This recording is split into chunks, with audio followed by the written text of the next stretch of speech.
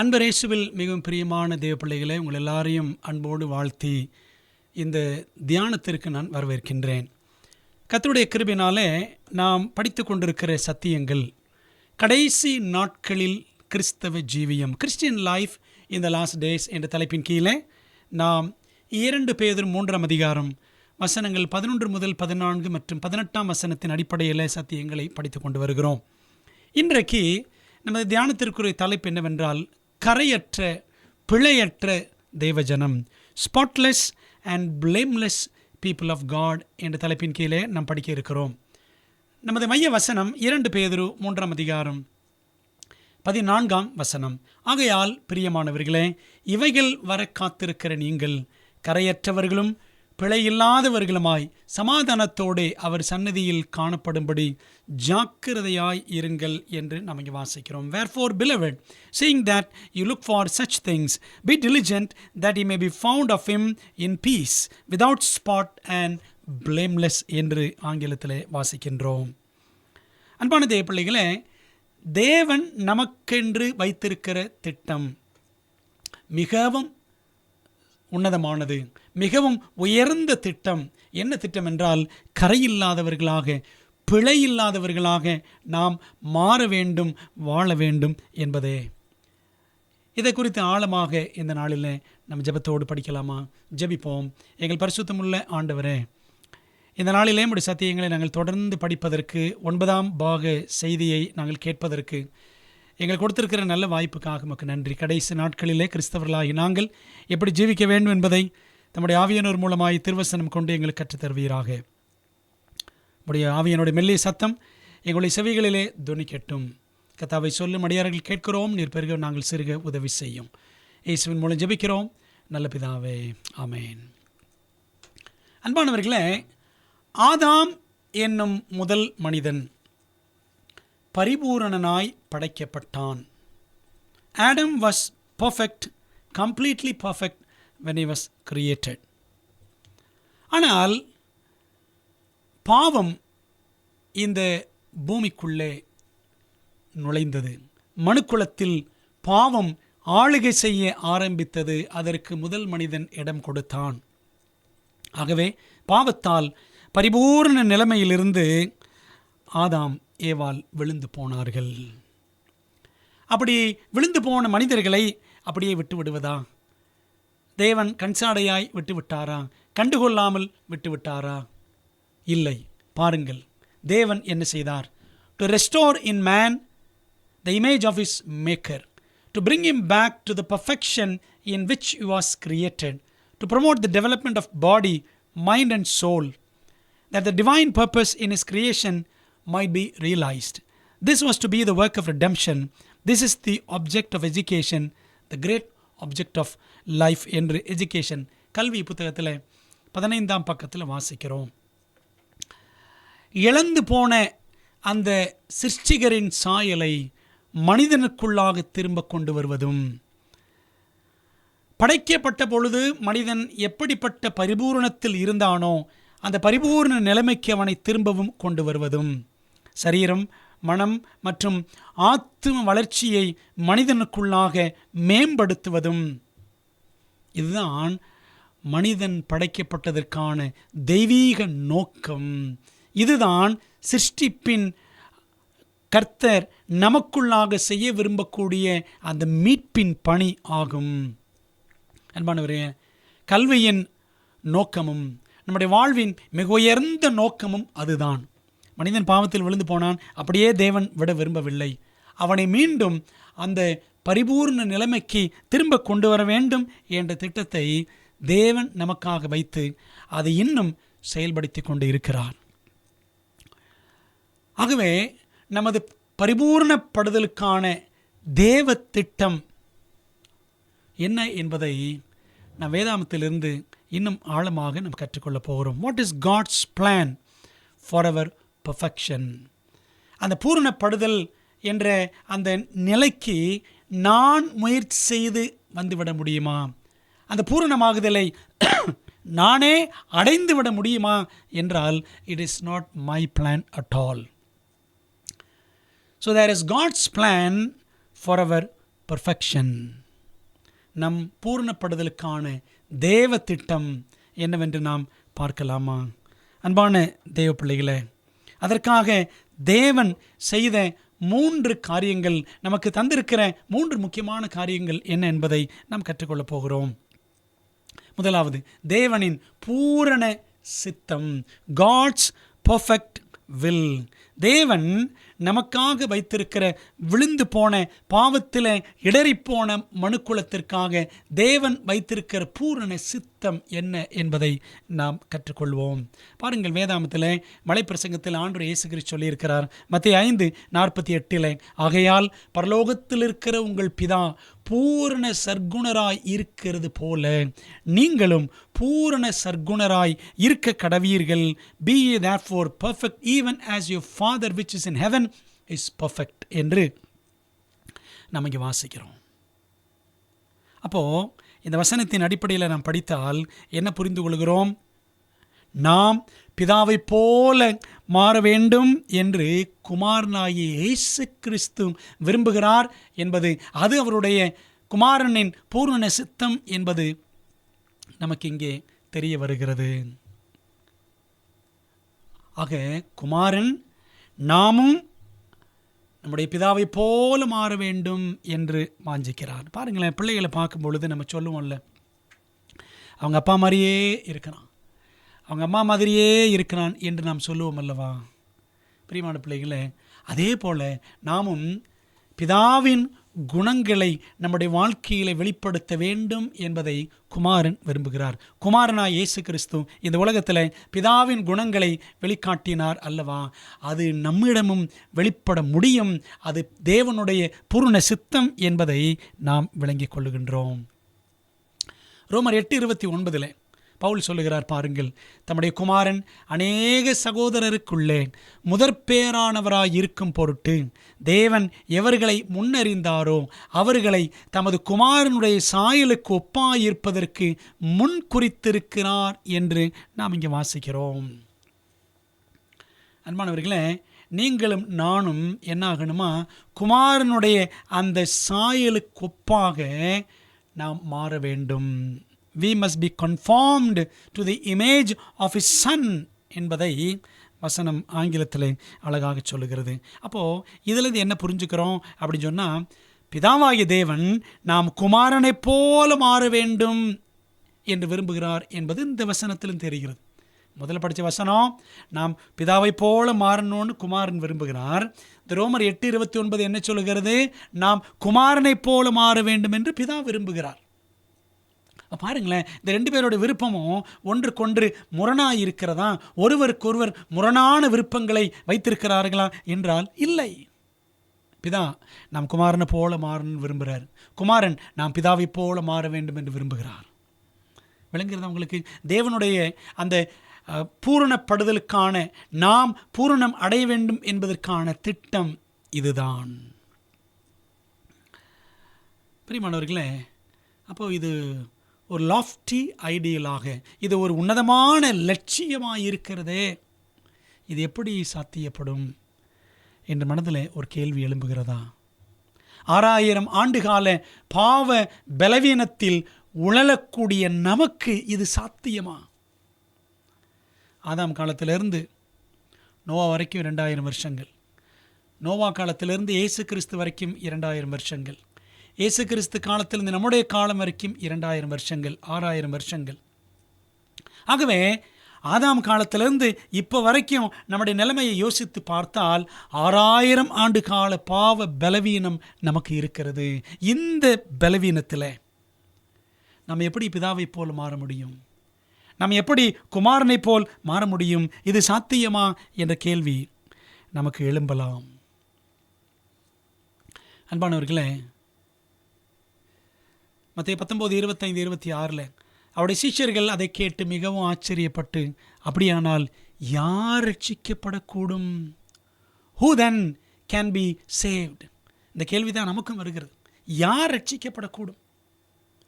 இயேசு அவர்களை பார்த்து சொன்னார், மனுஷரால் இது கூடாததுதான், தேவனாலே எல்லாம் கூடும் என்று நாம் இங்கே வாசிக்கிறோம். அன்பான தேவ பிள்ளைகளே, எப்படி நாம் குமாரனை போல் மாறுவது, எப்படி நாம் பிதாவை போல் அந்த குணலட்சணங்களை நாம் பெற்றுக்கொள்வது, இதெல்லாம் முடியுமா, இதெல்லாம் கூடுமா என்றால் அன்பான தேவ பிள்ளைகளே, மனுஷரால் இது கூடாதது தான்.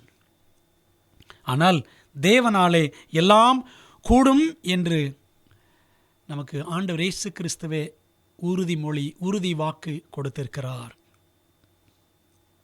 யூதா நிருபத்தில் 24-25 வசனங்கள் பாருங்கள். வலுவாதபடி உங்களை காக்கவும் தமது மகிமையுள்ள சன்னிதானத்திலே மிகுந்த மகிழ்ச்சியோടെ உங்களை மாசற்றவர்களாய் நிறுத்தவும் வல்லமை உள்ளவரும். ஆண்டவர் எப்படிப்பட்டவர் என்றால், is able to keep us from falling and is able to present us faultless before the presence of his glory with exceeding joy. அப்போ நம்மை வலுவாமல் அவர் காக்க வல்லவர். தமது மகிமையுள்ள சன்னிதானத்திலே மிகுந்த மகிழ்ச்சியோടെ நம்மை மாசற்றவர்களாய் நிறுத்த தேவன் வல்லமை உள்ளவர். தாம் ஒருவரே ஞானமுள்ளவருமாகிய நம்முடைய இரட்சகரான தேவனுக்கு கனமும் மகத்துவமும் வல்லமையும் அதிகாரமும் இப்பொழுதும் எப்பொழுதும் உண்டாவதாக, ஆமேன் என்று நாம் இங்கே வாசிக்கிறோம். அன்பான தேவ பிள்ளைகளே, நான் விழுந்து விடுவேனே, நான் தவறி விடுவேனே, இது என்னால் முடியாது, நான் பாவத்தில் பிறந்தவன், நான் பாவத்தில் நிமித்தம் மிகவும் பலவீனன், நான் எப்படி இயேசுவை போல் மாறுவது, நான் எப்படி பிதாவின் குணத்தை வெளிக்காட்டுவது, இதெல்லாம் சாத்தியமே கிடையாது, ஆண்டோடைய கற்பனைகளை கடைபிடிக்கலாம் முடியாது, நாம் வருகை வரைக்கும் பாவம் செய்து கொண்டே தான், பாவத்திலே தான் கிடப்போம் என்றெல்லாம் சாத்தான் நம்முடைய காதுகளிலே ஓதுகிறான். அன்பான தேவ பிள்ளைகள், ஆனால் வேதம் சொல்லுகிறது, வலுவாதபடி நம்மை காக்க தேவன் வல்லவராயிருக்கிறார். பிதாவின் சமூகத்தில் நம்மை மாசற்றவர்களாக நிறுத்த நம்முடைய தேவன் வல்லவராய் இருக்கிறார். பரிசுத்த ஆவியானவர் வல்லவராயிருக்கிறார். ஆகவே அதுதான் தேவனுடைய சித்தம், பரிபூர்ண சித்தம், தேவனுடைய பரிபூர்ண சித்தம். இரண்டாவது, நமது பூரணப்படுதலுக்கான தேவ திட்டத்தில் இரண்டாவது அம்சம் என்னவென்றால், தேவனின் ஜீவ வசனம், காட்ஸ் லிவிங் வேர்ட். வேதாமத்தில் பிலிப்பியர் 2:14 மற்றும் 15 வசனங்களில் பவுல் சொல்லுகிறார், நான் வீணாக ஓடினதும் வீணாக பிரயாசப்பட்டதும் இல்லை என்கிற மகிழ்ச்சி கிறிஸ்துவின் நாளில் எனக்கு உண்டாயிருப்பதற்கு ஜீவ வசனத்தை பிடித்து கொண்டு உலகத்தில் சுடர்களைப் போல பிரகாசிக்கிற நீங்கள், கோணலும் மாறுபாடுமான சந்ததியின் நடுவில் குற்றமற்றவர்களும் கபடற்றவர்களும் தேவனுடைய மாசற்ற பிள்ளைகளாய் இருக்கும்படிக்கு என்று நம்ம இங்கே வாசிக்கிறோம். அப்போ பாருங்களேன், இந்த உலகம் எல்லாமே கோணல் மாணலமாக தான் இருக்கிறது. உலகத்தில் இருக்கிற மனிதர்களுக்கிடையே இருக்கக்கூடிய உறவுகள் எல்லாமே கோணலாக தான் இருக்குது, மாறுபாடாகத்தான் இருக்கிறது, வித்தியாசமாகத்தான் இருக்கிறது. ஆனால் அப்படிப்பட்ட சந்ததியார் நடுவில் நம்ம எப்படி இருக்கணும்? குற்றமற்றவர்களாக, கபடற்றவர்களாக, தேவனுடைய மாசற்ற பிள்ளைகளாக இருக்க வேண்டும் என்பதை, அந்த தேவனுடைய திட்டத்தை நாம் இங்கே பார்க்கிறோம். அதற்கு ஆண்டவர் நமக்கு என்ன கொடுத்திருக்கிறார்? நமக்கு ஆதாரமாக, நமக்கு ஆயுதமாக, உதவியாக தேவன் என்ன கொடுத்திருக்கிறார் பாருங்க. ஜீவவசனத்தை பிடித்து கொண்டு உலகத்திலே சுடர்களைப் போல நீங்கள் பிரகாசிக்க வேண்டும் என்பதை நாம் இங்கே வாசிக்கிறோம். அன்பான தேவ பிள்ளைகளே, இந்த உலகத்தில் நாம் தேவ சாயலிலே மாற வேண்டும், வளர வேண்டும், தேவனுடைய சாயலை, தேவனுடைய குணங்களை பிரதிபலிக்க வேண்டும் என்று நாம் படிக்கிறோம். நம்ம போன செய்தியில் படித்தோம் அல்லவா, புதிய வானம் புதிய பூமியின் தேவ ஜனம். பூமி கர்த்தருடைய மகிமையை அறிகிற அறிவினால் நிறைந்திருக்கும் என்று ஆபகுக் 2:14 படித்தோம் அல்லவா. எந்த பூமிங்க? புதிய பூமி. புதிய பூமியிலே இருக்க போகிற பிள்ளைகள் தேவனுடைய குணத்தினால் அவர் நிரம்பி இருப்பார்கள். அது புதிய பூமியில் மட்டும் இல்லை, இங்கே இப்பொழுதே நாம் அந்த புதிய பூமிக்குரிய வாழ்வை, அந்த பரிசுத்த ஜீவியத்தை இங்கேயே வாழ வேண்டும். பார்த்தீங்களா? அதுக்கு என்ன செய்யணும்? ஜீவவசனத்தை பிடித்து கொண்டு உலகத்தில் சுடர்களைப் போல நாம் பிரகாசிக்க வேண்டும். ஏனென்றால் நீங்களும் நானும் வெளிச்சத்தின் பிள்ளைகள் என்று 1 தெசலோனிக்கேயர் 5 நாம் வாசிக்கிறோம். நாம் பகலின் பிள்ளைகள் என்று பவுல் சொல்லுகிறான். அப்போ பாருங்களேன், நம்ம இந்த உலகத்திலே சுடர்களாக பிரகாசிப்பதற்கு தேவன் நமக்கு ஜீவவசனத்தை, தேவனுடைய ஜீவவசனம் நமக்கு ஆவியின் பட்டயம் கொடுக்கப்பட்டிருக்கிறது. 2 தீமோத்தேயு 3ஆம் அதிகாரம் 16-17 வசனங்களை பாருங்கள். வேத வாக்கியங்கள் எல்லாம் தேவ ஆவியினால் அருளப்பட்டு இருக்கிறது. தேவனுடைய மனுஷன் தேறினவனாகவும், ஆங்கிலத்தில் பாருங்க, that the man of God may be perfect அப்படின்னு படிக்கலாம். அந்த ஆங்கிலத்து வசனத்தை பாருங்க, that the man of God may be perfect, truly furnished unto all good works. வேத வாக்கியங்கள் எல்லாம் தேவாவியினால் அருளப்பட்டிருக்கிறது. தேவனுடைய மனுஷன் தேறினவனாகவும் எந்த நற்கிரியும் செய்ய தகுதி உள்ளவனாகவும் இருக்கும்படியாக அவைகள் ஆண்டுடைய வசனங்கள் உபதேசத்துக்கும் கடிந்து கொள்ளுதலுக்கும் சீர்திருத்தலுக்கும் நீதியை படிப்பிக்குதலுக்கும் பிரயோஜனம் உள்ளவைகளாயிருக்கிறது. ஆண்டவர் நமக்கு நாம் பக்குவப்படுவதற்காக, சீர்படுவதற்காக, நீதியாய் நடப்பதற்காக ஆண்டவர் நமக்கு வேத வாக்கியங்களை கொடுத்திருக்கிறார். தேவனுடைய ஜீவ வசனம் நம்மோடு இருக்கிறது. இது எவ்வளோ பெரிய சாக்கியம் அன்பான தேவ பிள்ளைகளே. அப்போ இந்த உலகத்தில் நம் தேவ சாயலில் வளர வேண்டும் என்பதற்காக தேவன் நம்மை ஹெல்ப்லெஸ்ஸாக, உதவியற்ற நிலையில் அவர் நம்மை விட்டுவிடவில்லை. அந்த பூரணமான தேவ சித்தம் நிறைவேறுவதற்காக தேவன் ஜீவ வசனத்தை நமக்கு கொடுத்திருக்கிறார். அன்பான தேவ ஜனங்களே, ஆண்டோட வசனத்தால் நம்முடைய வாழ்க்கை வளமாகிறதா, ஆவிக்குரிய வாழ்க்கை பலன் அடைகிறதா என்று நாம் சிந்திக்க வேண்டும். D.L. மூடி உலக புகழ் பெற்ற அமெரிக்க பிரசங்கியார். அவர் அமெரிக்காவில் செயின்ட் லூயிஸ் என்ற பட்டணத்தில் அவர் தொடர் கூட்டங்கள், சுவிசேஷ கூட்டங்கள் நடத்தி கொண்டிருந்தார். ஒரு நாள் இரவிலே அவர் ஒரு விசேஷமான செய்தியை கொடுத்தார். என்ன செய்தி கொடுத்தார் அப்படின்னா, how the jailer was arrested என்ற தலைப்பில் அவர் பேசினார்.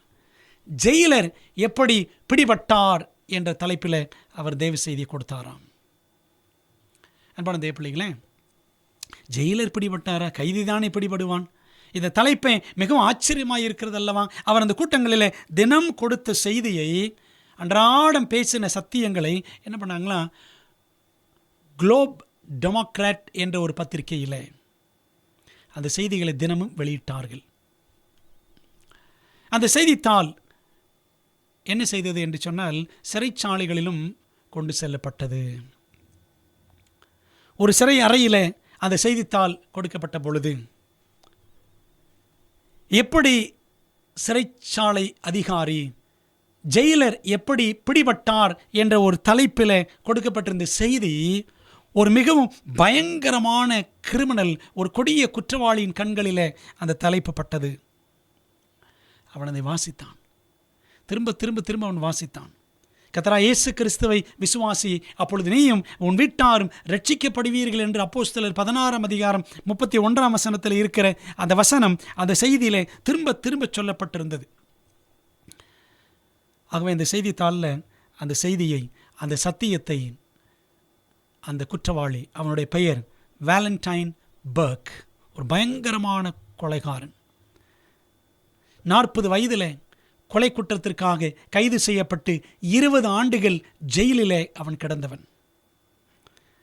அந்த பிரசங்கத்தை வாசித்துட்டு, கர்த்தராகிய இயேசு கிறிஸ்துவை விசுவாசி, அப்பொழுது நீயும் உன் வீட்டாரும் ரட்சிக்கப்படுவீர்கள் என்ற வசனத்தை அவன் திரும்ப திரும்ப வாசித்த உடனே அது அவன் மனதில் வேலை செய்து கொண்டே இருந்தது. இரவிலே படுக்கைக்கு சென்றான். சிறைச்சாலைக்குள் புரண்டு புரண்டு படுக்கிறான். அவனுக்கு தூக்கம் வரவில்லை.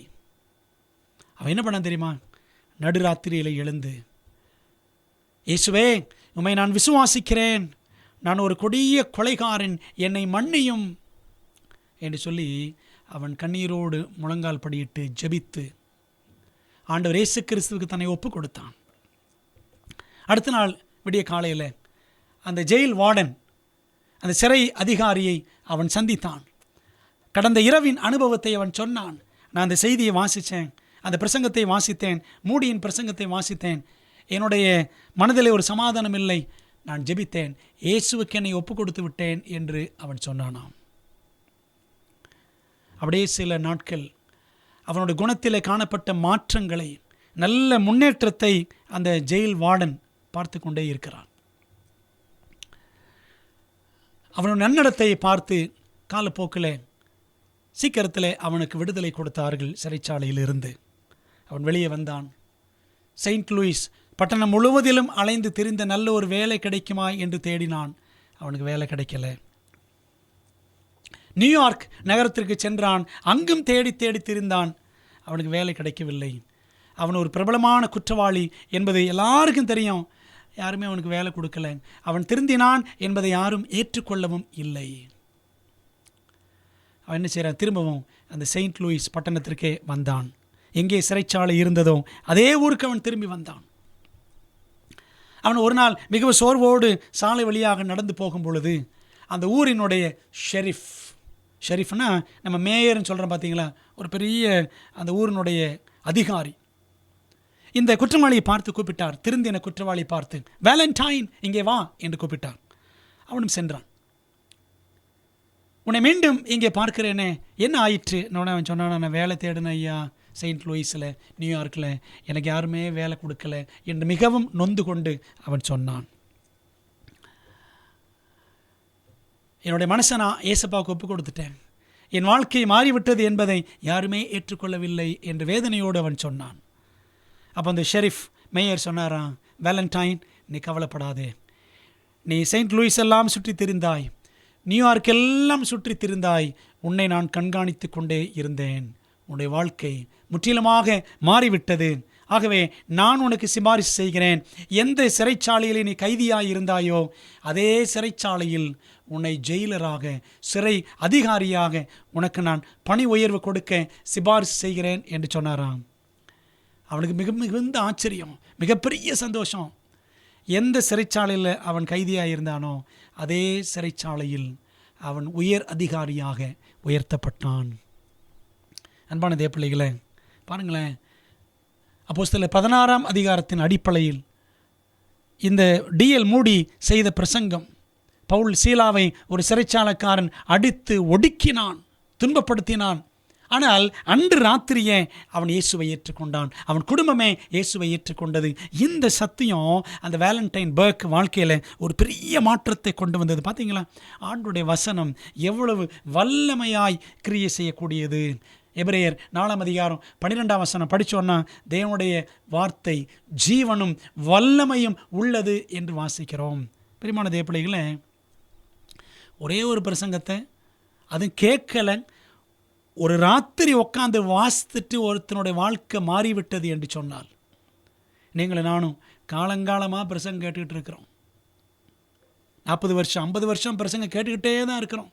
நிறைய பேர் கேட்கிறோம், நிறைய பேர் பிரசங்கம் பண்ணுகிறோம். ஆனால் நம்முடைய வாழ்க்கை மாறி இருக்கிறதா என்றால் அது மிகப்பெரிய கேள்விக்குறியாகத்தான் இருக்கிறது. ஒரு வசனம் கேட்டு மனமாறினவர்கள் எத்தனையோ பேர் இருக்கிறார்கள்.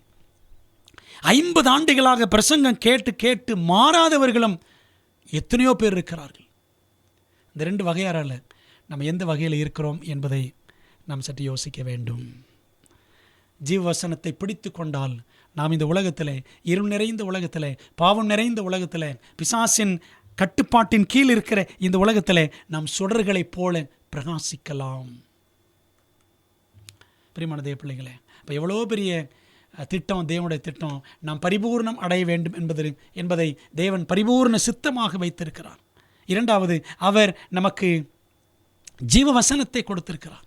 3வது, அவர் என்ன செய்றார் பாருங்களேன், தேவகுமாரனின் ஜீவதானம், life giving of God son. அன்பான தேவ பிள்ளைகளே, நாம் பூரணம் அடைய வேண்டும் என்பதற்காக தேவன் தமது குமாரனை தந்தார், குமாரன் தமது ஜீவனையே தந்தார். எபேசியர் 5:27 பாருங்க, கரை திரை முதலானவைகள் ஒன்றும் இல்லாமல் பரிசுத்தமும் பிழையற்றதுமான மகிமையுள்ள சபையாக அதை தமக்கு முன் நிறுத்தி கொள்வதற்கும் தம்மை தாமே அதற்காக ஒப்பு கொடுத்தார் என்று நாம் இங்கே வாசிக்கிறோம். ஆண்டவர் இயேசு கிறிஸ்து தம்முடைய ஜீவனையே ஒப்பு கொடுத்தார். எதற்காக? கரைதரை முதலானவைகள் ஒன்றும் இல்லாத பரிசுத்தமும் பிழையற்ற மகிமையுள்ள சபையாக நாம் மாற வேண்டும், தமக்கு முன்பாக அந்த சபையை நிறுத்தி கொள்ளணும் என்பதற்காக தான் இயேசுவானவர் இறங்கி வந்து ஜீவனையை கொடுத்தார். பிதா குமாரனை கொடுத்தார், குமாரன் தன் உயிரையே கொடுத்தார். மட்டுமல்ல, குமாரன் உயிர்த்தெழுந்து இங்கிருந்து போகும்பொழுது ஆவியானவரை கொடுத்தார். ஆவியானவர் நமக்கு வேதாகமத்தை கொடுத்தார். பார்த்தீங்களா? இந்த வேதாகமத்தை நம்ம கற்றுக் கொடுப்பதற்கு தேவன் ஊழியக்காரர்களை கொடுத்திருக்கிறார். நாம் கூடி வந்து கற்றுக்கொள்வதற்கு சபையை கொடுத்திருக்கிறார். பார்த்தீங்களா, எவ்வளோ பெரிய சிலாக்கியங்க உங்களுக்கு எனக்கும். எவ்வளோ பெரிதான ரட்சிப்பு. நீங்கள் படித்து பாருங்கள், எபிரேயர் 2:4 படித்து பாருங்கள். ரொம்ப அற்புதமான வசனம். இவ்வளோ பெரிதான ரட்சிப்பு. இந்த ரட்சிப்பை நாம் அடைய வேண்டும் என்பதற்காக பரலோகம் என்னெல்லாம் செஞ்சிருக்கு அந்த வசனத்தை வாசிப்போம். எபிரேயர் 2:4 அடையாளங்களினாலும் அற்புதங்களினாலும் பலவிதமான பலத்த செய்கைகளினாலும் தம்முடைய சித்தத்தின்படி பகிர்ந்து கொடுத்த பரிசுத்தாவின் வரங்களினாலும் தேவன் தாமே சாட்சி கொடுத்ததுமாயிருக்கிற இவ்வளோ பெரிதான ரட்சிப்பை குறித்து நாம் கவலையிட்டிருப்போமானால் தண்டனைக்கு எப்படி தப்பித்துக் கொள்ளுவோம்? பாருங்களேன், ஜீவதானம், தேவனின் பரிபூர்ண சித்தம், தேவனின் ஜீவவசனம், தேவகுமாரனின் ஜீவதானம். ஆண்டவர் இயேசு கிறிஸ்து தம்முடைய ஜீவனையே கொடுத்தார். ஏன் அப்படின்னா, கரை திரை முதலானவைகள் ஒன்றும் இல்லாத பரிசுத்தமும் பிழையற்றதுமான மகிமையுள்ள சபையாக as a glorious church we should be able to stand before the Lord. கர்த்தருக்கு முன்பாக ஒரு மகிமையுள்ள சபையாக நிற்கணும் என்பதற்காக தான் இயேசுவானவர் இந்த உலகத்துக்கு மனுஷனாக இறங்கி வந்து சிலுவையில் அவமானம் நிந்தை அடைந்து உயிரை கொடுத்தார். அன்பான தேவ பிள்ளைகளே, ரோமர் 8:32 படிக்கிறோம், தம்முடைய சொந்த குமாரன் என்றும் பாராமல் நம்ம எல்லாருக்காகவும் அவரை ஒப்பு கொடுத்தவர். குமாரனையே கொடுத்துட்டாருங்க பிதாவாகிய தேவன். அவரோடு கூட மற்ற எல்லாவற்றையும் நமக்கு அருளாதிருப்பது எப்படி? குமாரனே கொடுத்துட்டாருங்க. when God the Father gave up his son for us on the cross, he emptied the whole heaven. குமாரனை இந்த உலகத்தில் நமக்காக மரிக்க பிதாவாகிய தேவன் அனுப்பின பொழுது பிதா என்ன பண்ணிட்டாராம்? பரலோகத்தையே வெறுமையாக்கிட்டாராம், பரலோகத்தையே காலியாக்கிட்டாராம். இனிமேல் கொடுக்கறதுக்கு ஒன்றுமே கிடையாது. அன்பான தேவ பிள்ளைகளே, அப்போ எப்பேற்பட்ட தேவனுடைய அன்பு என்பதை நாம் புரிந்து கொண்டோம் என்று சொன்னால் நம்முடைய வாழ்க்கை எப்படி இருக்கும்? கரையற்ற பிழையற்ற தேவனுக்கு மகிமையான ஒரு வாழ்க்கையாய் இருக்கும் அல்லவா? அருமையான தேவ பிள்ளைகளே, நமக்கு கேள்வி வரலாம், அப்படிலாம் நம்ம ஒரு பூரணமான ஒரு வாழ்க்கை வாழ்வது சாத்தியமா? வேதாகமத்தில் அப்படி யாராகிலும் முன்மாதிரி இருக்கிறார்களா என்றால் இருக்கிறார்கள். வேதாகம பூரண புருஷர்களின் முன்மாதிரி, பைபிள் எக்ஸாம்பிள்ஸ் ஆன் பர்ஃபெக்ட் மென் பார்க்கலாமா? 2 உதாரணங்களை பார்க்க போகிறோம். ஒரு உதாரணம் ஒரு தம்பதி, இன்னொரு உதாரணம் ஒரு தனி மனிதன். முதலாவது பாருங்க, பூரண தம்பதி, a perfect couple யார் என்றால் புதிய ஏற்பாட்டில். இந்த படத்தை பார்க்கும்போது உங்களுக்கு தெரிஞ்சிருக்கும், அம்மா அப்பா அவங்க மகன். யார் தெரிகிறதா? வாசிப்போம். லூக்கா 1:5-7 யூதேயா தேசத்தின் ராஜாவாகிய ஏரோதின் நாட்களில் அபியா என்னும் ஆசாரிய வகுப்பில் சகரியா என்னும் பெயர் கொண்ட ஆசாரியன் ஒருவன் இருந்தான். அவன் மனைவி ஆரோனுடைய குமாரத்திகளில் ஒருத்தி, அவள் பேர் எலிசபெத். அவர்கள் இருவரும் கர்த்தரிட்ட சகல கற்பனைகளின்படியேயும் நியமங்களின்படியேயும் குற்றமற்றவர்களாய் நடந்து தேவனுக்கு முன்பாக நீதி உள்ளவர்களாய் இருந்தார்கள். பார்த்தீங்களா, ஆண்டு கொடுத்த எல்லா கற்பனைகளின்படியையும் நியமங்களின்படியையும் குற்றமற்றவர்களாய் நடந்தார்கள். பாருங்கள், இங்கிலீஷில் படிக்கிறோம், and they were both righteous before God, walking in all the commandments and ordinances of the Lord, blameless. They were blameless. வசனம் 7 படிக்கிறோம், எலிசபெத் மலடியாயிருந்தபடியினால் அவர்களுக்கு பிள்ளை இல்லாதிருந்தது. இருவரும் வயது சென்றவர்களாயும் இருந்தார்கள். வயதான தாத்தா பாட்டி குழந்தை இல்லை. ஆனால் அந்த வயதான காலத்தில் தேவன் யோவான் ஸ்நானனை பெற்றெடுக்கும்படி எலிசபெத்துக்கு கிருபை பாராட்டினார். நீங்கள் லூக்கா 1 படித்து பாருங்களேன். இந்த சகரியாவும் எலிசபெத்தும் யோவான் ஸ்நானன் தாயின் வயிற்றில் இருக்கும் பொழுதே அவனும் என் அம்மா அப்பா எல்லாருமே பரிசுத்த ஆவியினால் நிரப்பப்பட்டிருந்தார்கள் என்பதை லூக்கா 1 நமக்கு சொல்லுகிறது. இந்த மாதிரி ஒரு குடும்பம் பரிசுத்த ஆவியினால் நிரப்பப்பட்டிருந்தது அப்படின்னு வேறு எந்த குடும்பத்தை பற்றியும் அப்படி படிக்க முடியாது. நம்ம நீங்கள் தேடி பாருங்கள். லூக்கா 1 3 பேருக்கும் படித்து பாருங்கள். ஒரே ஒரு வசனம் மட்டும் உங்களுக்கு நான் காண்பிக்கிறேன். லூக்கா 1:15 யோவான் ஸ்நானன் குறித்து சொல்லும் பொழுது அவன் பிறப்பதற்கு முன்பாகவே தாயின் வயிற்றில் இருக்கும் பொழுதே என்ன ஆச்சு அப்படின்னா, லூக்கா 1:15 அவன் கர்த்தருக்கு முன்பாக பெரியவனாயிருப்பான், திராட்சரசம் மதுவும் குடியான், தன் தாயின் வயிற்றில் இருக்கும் போதே பரிசுத்த ஆவியினால் நிரப்பப்பட்டிருப்பான். இதே வார்த்தை தான் பரிசுத்த ஆவியினால் நிரப்பப்படுதல் என்ற வார்த்தை சகரியாவுக்கு இருக்குது, எலிசபெத்துக்கு இருக்குது, எல்லாமே லூக்கா 1 அன்பான தேவப்பிள்ளைகளை, அதனால தான் பாருங்கள், அவர்கள் குற்றமற்றவர்களாய் தேவனுக்கு முன்பாக அவருடைய கற்பனையின்படி எல்லாம் கீழ்ப்படிந்து வாழ்ந்தார்கள் அப்படின்னு படிக்கிறோம். இவங்களை பற்றி பாருங்கள், எந்த குறையும் பைபிள் இருக்க. ஒரே ஒரு காரியம், சகரியா குழந்தை பிறக்கும்பா உனக்கு ஆண் பிள்ளை பிறக்குன்னு சொன்னதை கொஞ்சம் அவர் நம்பாமல் போயிட்டார், அதனால் ஊமையாகி விட்டார். நமக்கு தெரியும், அது ஒன்று தாங்க. ஆனால் அவர்களை குறித்து நீங்கள் சாட்சியாமத்தில் படித்தால் பிள்ளை இல்லையே என்று 2 பேரும் என்ன செய்யலை, அவர்கள் முறுமுறுக்கவே இல்லை. நான் பாஸ்டராக இருக்கிறேன், எல்லாருக்கும் ப்ரேயர் பண்ணுறேன், எல்லாருக்கும் குழந்தை பிறக்குது, எனக்கு பிள்ளை இல்லையே அப்படின்னு ஒரு முறுமுறுக்கலை, தேவனை குறித்து குறை சொல்லவில்லை. அன்பானவர்களே, அப்படிப்பட்ட அற்புதமான ஒரு தம்பதி இந்த சகரியா எலிசபெத் தம்பதி. சங்கீதம் 92:14-15 படிக்கிறோம், கர்த்தர் உத்தமர் என்றும் என் கண்மலையாகி அவரிடத்தில் அநீதி இல்லை என்றும் விளங்க பண்ணும்படி அவர்கள் முதிர் வயதிலும் கனி தந்து புஷ்டியும் பசுமையுமாயிருப்பார்கள். அப்படித்தான் முதிர் வயதிலும் கனி தந்தார்கள். முதிர் வயதில் கூட பிள்ளை பெற்றாங்க, முதிர் வயதில் கூட குற்றமற்ற ஒரு வாழ்க்கை வாழ்ந்தார்கள். 2 விதமான கனிகள், பிள்ளையும் பெற்றாங்க, கர்ப்பத்தின் கனி, அவர்கள் வாழ்க்கையில் ஆவியின் கனியும் வெளிப்பட்டது.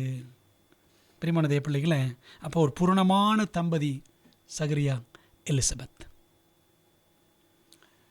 இந்த முழு குடும்பம் பரிசுத்தாவின் அபிஷேகத்தால் நிறைந்திருந்த குடும்பம். நம்முடைய குடும்பங்கள் இந்த கடைசி நாட்களில் அப்படி ஆவியினால் நிரம்பி வாழ்வோம் என்றால் நாம் எவ்வளவு சாட்சிகளாக தேவனுக்கு பிரியமான மக்களாக இந்த உலகத்தில் மற்றவர்களுக்கு முன்மாதிரிகளாக வாழ முடியும் என்பதில் சந்தேகமில்லை. 2வது, பூரண புருஷன், பர்ஃபெக்ட் மேன் யார் என்றால் உங்களுக்கு தெரியும், படத்தை பார்த்தவனே கண்டுபிடிச்சிடலாம். தானியேல் என்ற தேவ மனிதன். 6ஆம் அதிகாரம் 4ஆம் வசனம் பாருங்கள். அப்பொழுது பிரதானிகளும் தேசாதிபதிகளும் மேதிய பெர்சியாவைச் சேர்ந்தவர்கள் ராஜ்யத்தின் விசாரிப்பில் தானியேலை குற்றப்படுத்தும்படி முகாந்தரம் காரணம் தேடினார்கள். ஆனாலும் ஒரு முகாந்தரத்தையும் குற்றத்தையும் கண்டுபிடிக்க அவர்களால் கூடாதிருந்தது. அவன் உண்மை உள்ளவனாய் இருந்தபடியால் அவன் மேல் சுமத்த யாதொரு குற்றமும் குறைவும் காணப்படவில்லை.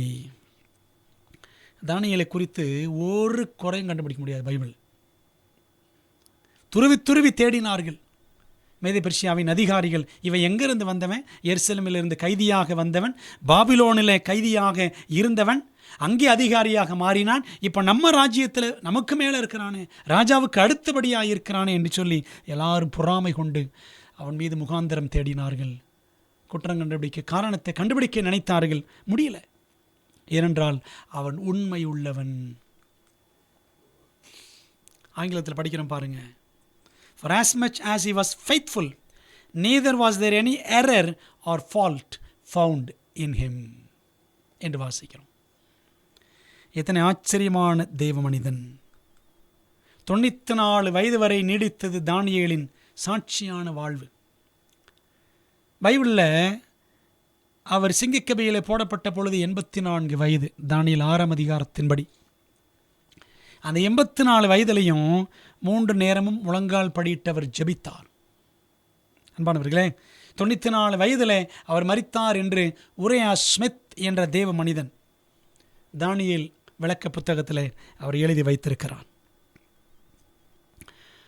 அப்போது 17 வயதில் இருந்து தன்னுடைய தாய் நாட்டை விட்டுவிட்டு வேற்று நாடுகளில், அந்நிய நாடுகளிலே இருந்தவன் இந்த தானியேல்.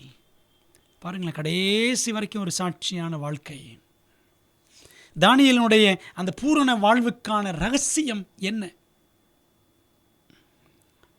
பாருங்களேன், தானியேல் 4ஆம் அதிகாரம் 8-9 வசனங்களில் படிக்கிறோம். கடைசியில் என் தேவனுடைய நாமத்தின்படியே பெல்தஷாத்சார் என்னும் பெயரிடப்பட்டு பரிசுத்த தேவர்களின் ஆவியை உடைய தானியேல் என்னிடத்தில் கொண்டு வரப்பட்டான். அவனிடத்தில் நான் சொப்பனத்தை விவரித்து சொன்னதாவது, நேபுகாத்நேச்சார் ஒரு பெரிய விருட்சத்தை சொப்பனத்தில் கண்டார். சரிதானே? அவருக்கு அர்த்தம் விளங்கலை. சாஸ்திரிகளின் அதிபதியாக பெல்தெஷாத்சாரே, தானியலுக்கு இன்னொரு பேர் பெல்தெஷாத்சார், பரிசுத்த தேவருடைய ஆவி உனக்குள் இருக்கிறது என்றும். பார்த்தீங்களா? அப்போது இந்த தானியலுக்குள்ள என்ன இருந்துச்சுங்க? பரிசுத்த தேவர்களின் ஆவி அவனுக்குள் இருந்தது. 8ஆம் வசனம் அப்படி தான் படிக்கிறோம், 9ஆம் வசனம் அப்படி தான் படிக்கிறோம். அது மட்டும் 5ஆம் அதிகாரத்தில் பாருங்கள், உம்முடைய ராஜ்யத்தில் ஒரு புருஷன் இருக்கிறான், அவனுக்குள் பரிசுத்த தேவர்களுடைய ஆவி இருக்கிறது. பாபிலோனின் கடைசி அரசன் பெல்ஷாத்சார், நேபுகாத்நேச்சாருடைய பேரன், அவனுக்கு முன்பாக சொல்லப்பட்ட காரியம் இதுதான். ராஜாவே, அந்த கையெழுத்து மெனமெனத்தெக்கில் உபார்சின் அவனுக்கு தெரியல. உம்முடைய ராஜ்யத்தில் ஒரு புருஷன் இருக்கிறான், அவனுக்குள் பரிசுத்த தேவர்களுடைய ஆவி இருக்கிறது, பரிசுத்த ஆவியானவர் இருக்கிறார் என்று. பார்த்தீங்களா? புறஜாதி அரண்மனையில் இருந்தவர்கள் எல்லாம் தானியேலுக்கு சாட்சியாக தானியேலை குறித்து இப்படி சொன்னார்கள். எவ்வளோ பெரிய ஆச்சரியம்! உனக்குள்ளே தேவர்களின் ஆவி உண்டென்றும், வெளிச்சமும் புத்தியும் விசேஷித்த ஞானமும் உன்னிடத்தில் காணப்பட்டதென்றும் உன்னை குறித்து கேள்விப்பட்டேன். பெல்ஷாத்சார், அந்த குடிகார ராஜா சொல்கிறார். அவன் குடிபோதையில் இருந்தாலும் தெளிவாக தான் சொல்கிறான். உனக்குள்ளே தேவர்களின் ஆவி உண்டு. அன்பான தேவ பிள்ளைகளே, அதாங்க ஒரு கரைபடாத ஒரு பிழையற்ற வாழ்க்கை தானியேல் அந்த பாபிலோனிலே வாழ்வதற்கு காரணம், அவனுக்குள்ள ஆவியானவர் இருந்தார். அந்த ஆவியானவர் இருப்பார் என்று சொன்னால் சத்திய வசனங்கள் உள்ளே இருக்கும். இன்றைக்கி நம்முடைய வாழ்க்கை எப்படி இருக்கிறது என்பதை நாம் யோசித்து பார்ப்போம். தானியேல் 6:3 இப்படி இருக்கையில் தானியேல் பிரதானிகளுக்கும் தேசாதிபதிகளுக்கும் மேற்பட்டவனாய் இருந்தான். தானியேலுக்குள் விசேஷித்த ஆவி இருந்தமையால், because an excellent spirit was in him, விசேஷித்த ஆவி அவனை ராஜ்யம் முழுமைக்கும் அதிகாரியாக ஏற்படுத்த தரியு ராஜா நினைத்தான் அப்படின்னு படிக்கிறோம். அன்பான தேவ பிள்ளைகளை, அப்போ பாருங்க, தானியேலின் அபிஷேக வாழ்வுக்கு புறஜாதி அரச குடும்பத்தினர், அந்த எல்லாருமே, பாபிலோனுடைய ராஜ குடும்பமும் சரி, மேதே பெர்சியாவின் ராஜ குடும்பமும் சரி, எல்லாரும் சாட்சி சொல்லுகிறார்கள். தானியேலுக்குள்ள விசேஷித்த ஆவி, பரிசுத்த தேவர்களின் ஆவி இருந்தது என்று சொல்லி. யோசேப்புக்கும் அப்படித்தான் பாருங்கள். ஆதியாகமம் 40:38, ஆதியாகமம் 41:38 வசனம். அப்பொழுது பார்வோன் தன் ஊழியக்காரரை நோக்கி, தேவ ஆவியை பெற்ற இந்த மனுஷனைப் போல வேறொருவன் உண்டோ? தேவ ஆவியை பெற்ற மனுஷன். பார்வோன் சொல்கிறான் யோசேப்பை குறித்து. எல்லாம் புறஜாதி மக்கள், இவங்கெல்லாம் தானியேலை பற்றியும் யோசேப்பை பற்றியும் அவளை மேன்மையாக சொன்னார்கள். அன்பான தேவ பிள்ளைகளே, இன்றைக்கி நமக்குள்ளே பரிசுத்த ஆவியானவர் இருக்கிறார் என்பதை மற்றவர்கள் நம்முடைய குணத்தின் வழியாக உணர முடிகிறதா? யோசித்து பார்ப்போம். உள்ளான மனுஷனில் வல்லமையாய் நம்மை பலப்படுத்துகிறவர் பரிசுத்த ஆவியானவரே ஆவார். வசனம் அப்படித்தான் சொல்லுது. பாருங்க, எபேசியர் 3:16, நீங்கள் அவருடைய ஆவியினாலே உள்ளான மனுஷனில் வல்லமையாய் பலப்படவும். உள்ளான மனுஷன்னா நம்முடைய இன்னர் மேன், நம்முடைய கேரக்டர், ஸ்பிரிச்சுவல் மேன், அந்த ஆவிக்குரிய மனிதன். அந்த ஆவிக்குரிய வாழ்க்கை எப்படி நம்மிடத்தில் காணப்படுகிறது? அந்த ஆவிக்குரிய வாழ்க்கையில் பலப்பட வேண்டும் என்று சொன்னால் ஆவியானவர் நம்மை பலப்படுத்துகிறவராய் இருக்கிறார். ஆனால் பாருங்களேன், நம்மளோட வாழ்க்கை எப்படி இருக்குன்னா, minor matters ஆக்கியூபை the attention and the divine power that is necessary for the growth and prosperity of the church and which would bring all other blessings in its train is lacking. நம்ம என்ன செஞ்சுட்டு இருக்கிறோம்னா, சின்ன சின்ன விஷயங்களுக்கு கவனம் செலுத்தி கொண்டு இருக்கிறோம். திருச்சபையினுடைய செழிப்புக்கும் வளர்ச்சிக்கும் அவசியமாயிருக்கூடிய அந்த தெய்வீக வல்லமை, எல்லா ஆசீர்வாதங்களையும் கொண்டு வரக்கூடிய அந்த தேவ ஆவியானவர் நம்மிடத்திலே குறைப்பட்டிருக்கிறார். though offered in its infinite plenitude, ஆவியானவர் நமக்கு அதிகமாய் கொடுக்க தேவன் வாக்கு கொடுத்திருக்கிறார். just so long as the church is satisfied with small things will it fail of receiving the great things of God. talk it, pray for it, preach concerning it. என்ன சொல்கிறாங்கன்னா, சபை சின்ன சின்ன காரியங்களையே முக்கியப்படுத்தி கொண்டிருக்கும் என்று சொன்னால் தேவனுடைய பெரிய ஆசீர்வாதங்களை பெற்றுக்கொள்ள தவறிவிடும். அந்த ஆசீர்வாதம் என்ன தெரியுமாங்க? பரிசுத்த ஆவியானவருடைய வல்லமை தான், பரிசுத்த ஆவியின் அபிஷேகம்.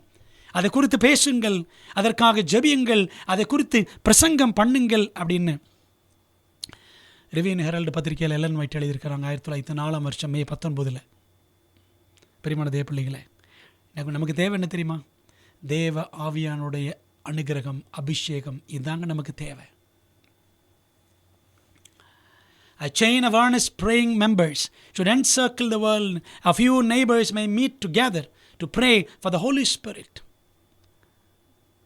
உலகமெங்கிலும் ஊக்கமாய் ஜெபிக்கிற ஒரு ஜெப சங்கிலியை மனிதர்கள், தேவனுடைய பிள்ளைகள் உருவாக்கி ஜெபிக்க வேண்டும்.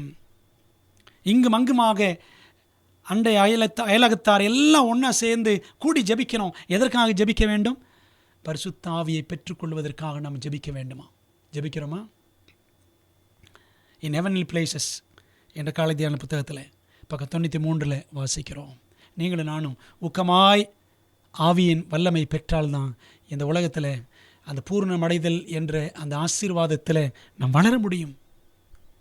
அன்பான தேவ பிள்ளைகளே, பைபிளில் ஒரு வசனத்தை வாசித்து நாம் முடிக்கலாமா? 2 கொரிந்தியர் 7வது அதிகாரம் 1ஆம் வசனம் என்ன சொல்லுகிறது பாருங்கள். 2 கொரிந்தியர் 7ஆம் அதிகாரம் 1ஆம் வசனம். இப்படிப்பட்ட வாக்கு தத்தங்கள் நமக்கு உண்டாயிருக்கிறபடினால் பிரியமானவர்களே, மாம்சத்திலும் ஆவியிலும் உண்டான எல்லா அசுசியும் அசுத்தமும் நீங்க நம்மை சுத்திகரித்து கொண்டு பரிசுத்தமாகுதலை தேவ பக்தியோடு தேவ பயத்தோடு பூரணப்படுத்த கடவோம். பரிசுத்தமாகுதலை தேவ பயத்தோடே பூரணப்படுத்த கடவோம், பூரணராகும்படி கடந்து போவோமாக என்றும் பவுல் சொல்லியிருக்கிறார். ஆகவே தேவன் நமக்கு வைத்திருக்கிற திட்டம் இதாங்க.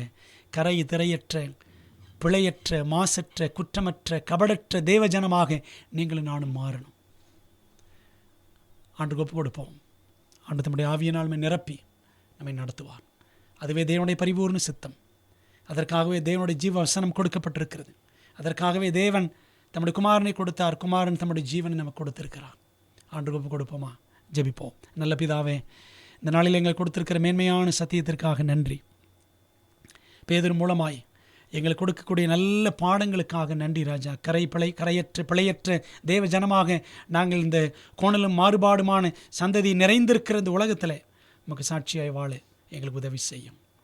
கர்த்தாவே, உம்மை போல் எங்களை மாற்றும். இயேசுவின் நாமத்தில் ஜெபிக்கிறோம் நல்ல பிதாவே, ஆமேன். பிரியமானவர்களே, தேவன் உங்களை ஆசீர்வதிப்பாராக. ஆமேன்.